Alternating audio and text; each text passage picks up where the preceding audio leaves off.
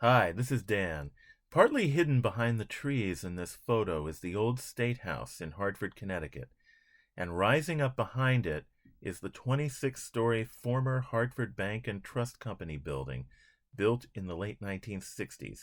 It's now called 777 Main, and it's been converted to apartments. And here's the rear of the old State House on Main, and just across the street, at the intersection with Pearl, is the corner of 777 Main that now has a CVS. This is a very historic corner in Hartford. But what used to be here in the past? What would Mark Twain have seen when he would visit downtown Hartford back in the 1870s? And what was here when George Washington came to meet the Comte de Rochambeau in 1780? Let's find out.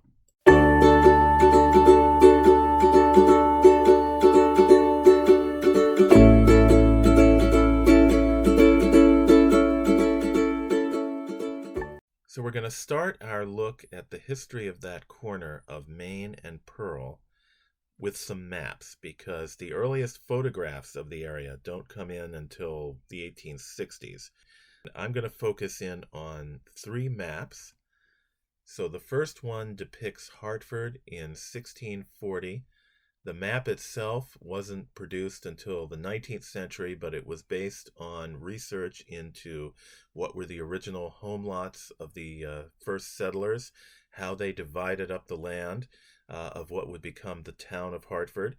And the map basically focuses on what's now downtown Hartford. And you'll see to the right is the Great River. That's the Connecticut River. And there's another river called the Little River, later called the Park River, which flows right through downtown and now is mostly underground through downtown Hartford. And in the center of the map is the area called Meeting House Yard. So we're going to focus in on that area. So here in the middle is Meeting House Yard. And this was really the center of the civic life of the city in the earliest days, or what would become the city. It was then the town of Hartford. And the meeting house would have been the equivalent of the house of worship, the church, but it was also the center of government because they didn't really have a separation of church and state back then. And so the original meeting house was built in 1638 and would have been located, in the vicinity of where the old State House is today. So if that's where the old State House is now, just to the left, then to the west, would be what we now call Main Street. But on the map, it's listed as Palisado to Sentinel Hill. And just off of that is what we now call Pearl Street, which is labeled on this map as the road from the meeting house. So just north of that is the area that we're focusing on, the corner of Main and Pearl. And that area was a home lot that was originally doled out to Edward Hopkins, one of the first settlers, although shortly thereafter he sold it to Thomas Olcott, and it was Olcott who would have built the first house on the land. So there was a 17th century house built near the intersection of Main and Pearl on that property. Now we move forward to our second map, which is a plan of Main Street in Hartford, which shows all of the various buildings, homes, businesses that would have lined Main Street at the time of the American Revolution. And the map goes from the south with South Green, and it runs all the way up past where the Little River intersects with Main Street, around where the Hartford Public Library is today. And then we're going to focus in on the area where the old State House is now. And zooming in, there is a building labeled Courthouse. So this is the predecessor to the current old State House, which was built in 1796. But at the time of the American Revolution, there was an earlier State House or courthouse that was built in 1719. And then right across the street, right across Main, is the intersection with what's now Pearl Street. And just north of that is a house labeled John Nevins, Cooper, and Butcher. Well, this is the very same house that Thomas Olcott would have built in the 1600s. And then by the time of the Revolution, it was owned by John Nevins, who enlarged the house. And that house actually stood there until the 1820s.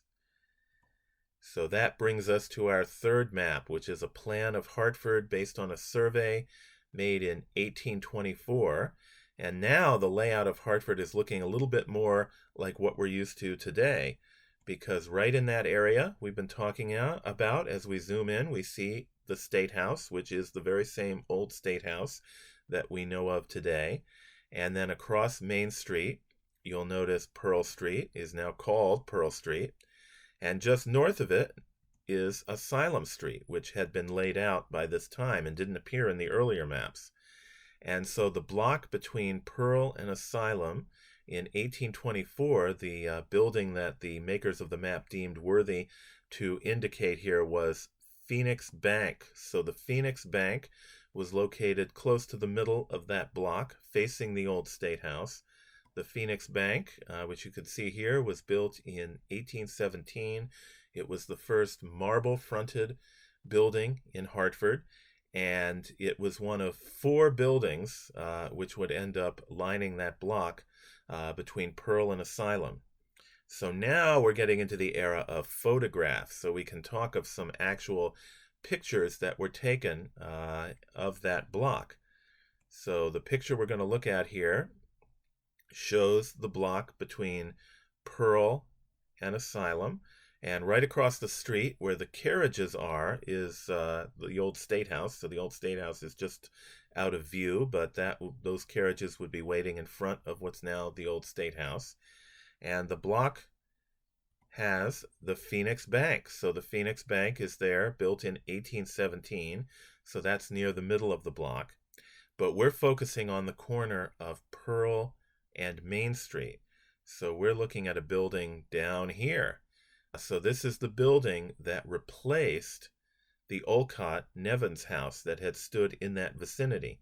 But that building was torn down to make way for what came to be called Union Hall. So this is a building that was built in 1826 by a man named Nathan Allen. So originally it was called Allen Hall, and it was quite a structure. You know, you could see it has 3 levels. The 3rd floor had a large meeting hall, and then there were offices, and then on the 1st floor there were businesses. And it was known as Allen Hall until the building was purchased by William H. Imlay in 1838, because Allen went bankrupt, so he lost the building. Imlay took over, and he renamed it Union Hall, and that's because Allen was a Democrat, Imlay was a Whig, so I guess he didn't like the name of one of his political rivals being on the building he had just bought. So he renamed it from Allen to Union Hall, and he owned it until 1854. So as I mentioned, there were a number of offices located in the building. In fact, for a time, the Hartford Police Department had an office here. Also, the State Adjutant General and the State Quartermaster General had offices here. And the 3rd floor meeting hall, one evening in 1844, had a demonstration of the effects of laughing gas, nitrous oxide. And in the audience that night was Dr. Horace Wells. He had an office just up the street, actually right at the corner of Main and Asylum, next to the Phoenix Bank. And he was inspired by this demonstration to actually test out in his office a few days later the use of laughing gas as an anesthetic when he removed someone's tooth, actually his own tooth. So that's considered by many to be the birth of modern anesthesia. And just north of Union Hall is another building called the State Bank, which was built by Imlay in 1849. And this really gives us the chance to compare, 2 buildings that were commercial structures, the one built in 1826, the one in 1849, and you can see how the 1849 building, the State Bank, is a little taller, and the style has gone from the Federal style to the Italianate style.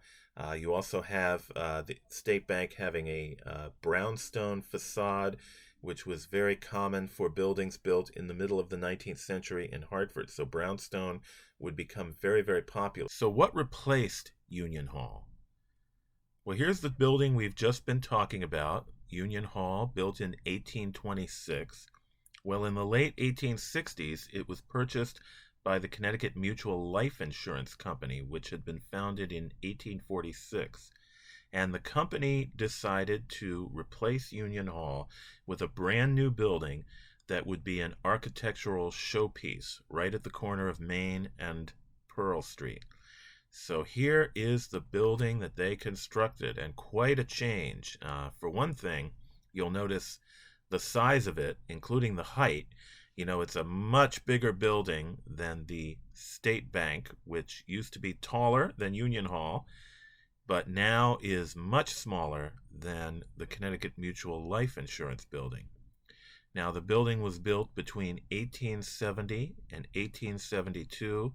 It was designed by the architectural firm of Bryant and Rogers, who designed a lot of interesting buildings at the time.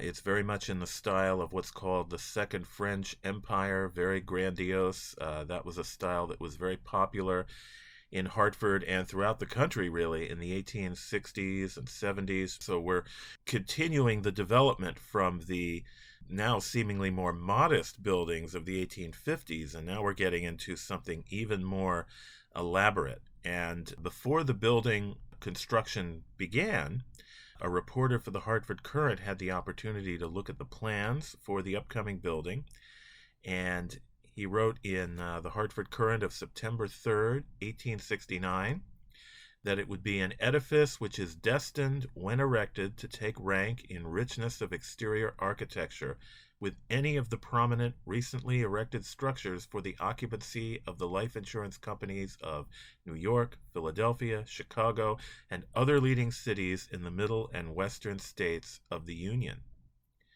Now, as we look in at some of the architectural details, of course, you'll notice the towers on the corners of the building, all of the columns as well. And the front entrance gets a lot of attention. You have a multi-level structure here with columns and also statuary.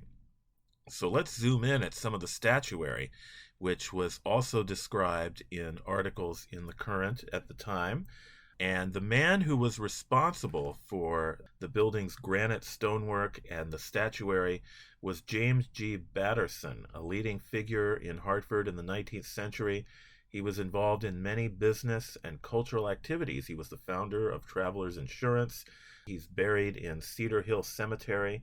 He owned quarries, and his New England Granite Works was the leading supplier of stone for Civil War monuments. He was the man who brought the architect George Keller to Hartford. Keller designed the famous Soldiers and Sailors Arch in Hartford.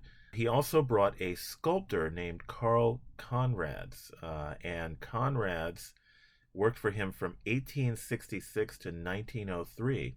It was Conrads who would design the statues on the Connecticut Mutual Life Insurance Company building. So let's take a look at the statues that Conrads prepared for the front facade of the building. Above the front entrance are two figures that a Hartford Courant article described as representing justice and chastity. Above that are a group of figures, and these are described in a Hartford Courant article from August 9th, 1870, which says, Mr. Conrads, the excellent artist who formed the figures in clay, has given in the work additional proof of his skill. It is intended that the group shall symbolically represent life insurance, and to that end a colossal female figure occupies the center, resting her right hand upon the side of the head of a woman whose body, as she holds an infant child, is nestled in the folds of the drapery falling from the center figure, while on the left are two female figures kneeling and looking up patronizingly to the guardian angel.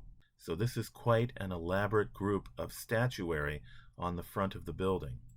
The building continued to exist, much as we've seen in the pictures so far, right up until the very end of the 19th century, and then a major expansion and remodeling took place that was completed in 1903.